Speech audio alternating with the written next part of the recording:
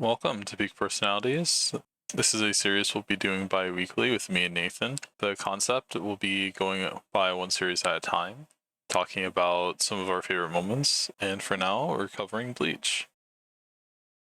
Do you want to take a guess of who this week's peak personality is?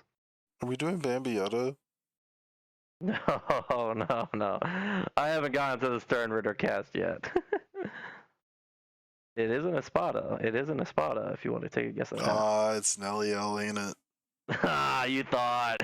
Oh, fuck me. No, it's Grimmjow Jaegerjaquez. I think that's how you say it, right? Yeah? Oh, that's not bad. Anywho, so for this week, I chose Grimmjow. Why? Because I was rewatching some fights, and that fight between him and Ichigo came up, and I was like, all right, I'm gonna do that one. So we have the six Espada embodying the Pantera Espada. I'm not sure if that means Panther or I'm pretty sure that means Panther. It just whatever. means Panther. Yeah, he is a very hot-headed, the gruely runt of the Espada, more like battle-hardened, kind of a secondary rival to Ichigo, and he has a very iconic character that came out, and a lot of people like him because he has blue hair and he's cool and he beats Ichigo to the balls. I don't know. He likes to fight. I don't know. That's all I got. Anyway, that's my brief intro. Do you have anything to add to? One of those characters that's strange because he's almost a hero, but he's only doing things out of his own selfish desires. Like, gets Ichigo revived just to Go, kick say his square shit up. in. He says square up. Oh my gosh. Yeah, Grimmjow is a very fun character for me because like he was screaming like end game boss kind of at the beginnings, and I was like, but then Kubo just throws in all these Espada and then shows us the rankings, and we're like, dang, Ichigo has a wall to climb, and Grimmjow's like the stepping stone. And yet Grimmjow has main antagonist vibes. I mean, I guess he's one of them. A little intro on him.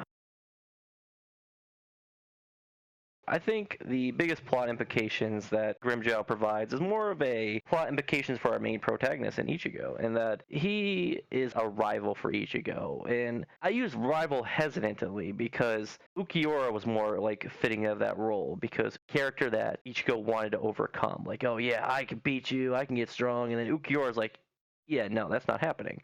Ukiura exemplifies the nature of nihilism, I think we talked about in that episode. Go Yep. check that out. Shameless plug. Um, and Grimmjow, what would you say he holds? Like, what would his title be? It's destruction. Destruction? Okay, so he holds in the aspect of death for destruction, because that's what he likes. He likes battle, he likes fierceness, and he likes death, which I actually find is really crazy because he's the one that got the kill on the death dealing Askin. I'm going to give him that kill. And so Grimmjow has a lot of plot implications for Ichigo, in that Ichigo needs to overcome him. Also awakens Ichigo's instinct type nature that he had with White. During that fight with him, we've seen like how Ichigo was really just battling it, just swinging, like really going ham. And Grimmjow was very patient with Ichigo in these arcs, right? In that he wasn't like, he knew Ichigo had something to bring to the table. Like he was like, oh yeah, this kid, like, you know, this is that Ichigo kid Aizen was telling us about. Their first interaction, Ichigo literally like throws out a full Getsuga, and Grimmjow's like takes it head on, arms crossed and everything, like, yeah, bring it. And it does damage. It gets some bleeding and stuff, and Grimmjow's like, tis a flesh wound. And and absolutely pummels him down. And that was like really eye-opening for us, because at that point there was no bound arc. We seen like how OP Ichigo really was, how White displayed the powers of his Bankai, and he was basically mollywopping anyone, you know, lieutenants, captains at this point. This was like a very good introduction antagonist that Kubo brought into the story, because Grimmjow showed off Bankai is Ichigo's ending a little bit more than Bankai, which opened up a new level power system, which, you know, obviously that has its plot implications, that Ichigo has to battle his inner turmoil with his Hollow, he gets his mask, yada yada yada. I don't know, got anything else to add for plot implications?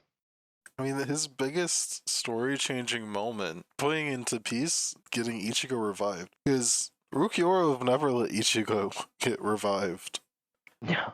He shut Rukiura down with I forget what they call it. It only appears in this one part of the story where Grimmjow and Rukiura have a little spat, and he Mm-hmm. uses this tool that Aizen created apparently to punish Fraction for the Spada to use, and it gives just enough window for Orihime to revive Ichigo and then for Grimmjow and Ichigo to have their final fight.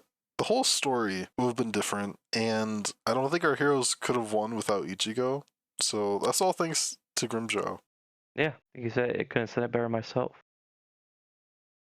Moving on, we have a strong character moment. You can pick a lot of these for Grimmjow. I think for me, a good strong character moment was his unyielding, like he was very against Aizen. All the Espada really have their quinks, not all of them, excuse me, there's his name, but he was like unyielding loyal to Aizen, while the other ones are kind of like... Zamari? Yeah, Zamari, that's his name. I hate Yeah, Zamari. I did not like Zamari either. But yeah, they all really were like, fine, we'll obey you because, you know, you're stronger than us. And that was basically what it is. And Grimmjow's passion is that he has that kind of king of the jungle, and he's like, he knows Aizen absolutely is pounce, and like Aizen's react to alone, let me put him to the ground. But Grimmjow's like, oh, don't worry, Lord Aizen, I'll go out there, I'll go stop them. And Aizen's like, Grimmjow, sit down. Grimmjow wasn't being loyal. He was just like, I'm not hearing this. I'm going to do my own thing. It just really showed who he really was. Like, he didn't really care about this whole Espada thing that he was in. And he was more about the thrill of fighting and such as like against Ichigo.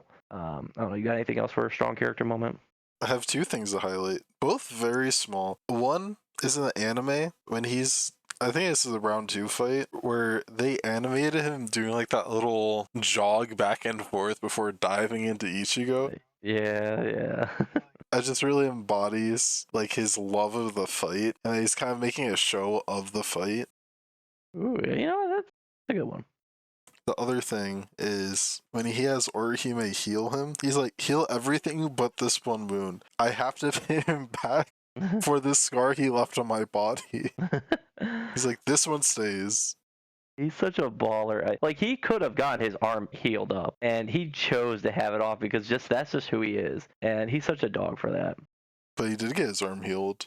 Is that when he went into his Panther, like his resurrection form? Nah. Really? Yeah, how are you going to forget about his best character moment? We're adding a third one right here, right now. All right, add a third one in. So, when Orihime finally gets to Aizen, and they're talking about her powers, Aizen's like, Orihime, can you display your healing powers? So she does one thing beforehand. I forgot what she did. Oh, she healed Grimmjow's arm, right? Mm-hmm. And then Grimmjow's like, hey, can you heal my number 6? And she's like, sure. And then Luffy's like, no, why would you do that? And then Grimmjow one-shot him. Okay, now I remember. Okay, yeah, I just looked it up. Okay, all right, yep, all right, my bad. That was all right. We forgot about that. This arc is so long. It's the longest arc. We're gonna go to biggest surprise. For biggest surprise, all right, this is not really eye opening. During the fight with him and Ichigo, the final one, Ichigo has this little like main character moment where Orihime's like, Saki-kun, sits there, yells out. She doesn't even want him to win the battle. She's like, just don't die, right? She literally just yells at him, don't die. And then Ichigo's like, oh, girls are watching me. Whack! Catches Grimmjow's arm like a baller. It's such a tough scene. Grabs his arm, looks over at him, and he's like, sorry, Grimmjow. And then Ichigo whoosh, like slashes him up. I swear the fight was ending there. I thought it was over with. But no, it still keeps going. Grimmjow was not done. That is a 100% villain done over with beaten type scene. And he still kept fighting. I was so flabbergasted by that. I was like, dude, no way. And yeah, no, that was a surprise for me from from one of his fights of his few, but I feel like Grimmjow's not really a surprising character. He's really we know what we're gonna expect from him. up front. I would say there's only 2 things that come to my mind when it comes to surprising. One is that he was able to spar base Ukiura enough to juke him with that trap. Mm-hmm. And the second, for those who somehow missed the 5 different hints about his return in 1,000 Year Blood War, maybe some people got surprised by that. I think we were just expecting some more, Nell to do something other than just being a hero girl, and then also could have brought back Horrible? Bell. Yeah, there we go. Yeah, that would have been a nice one to add.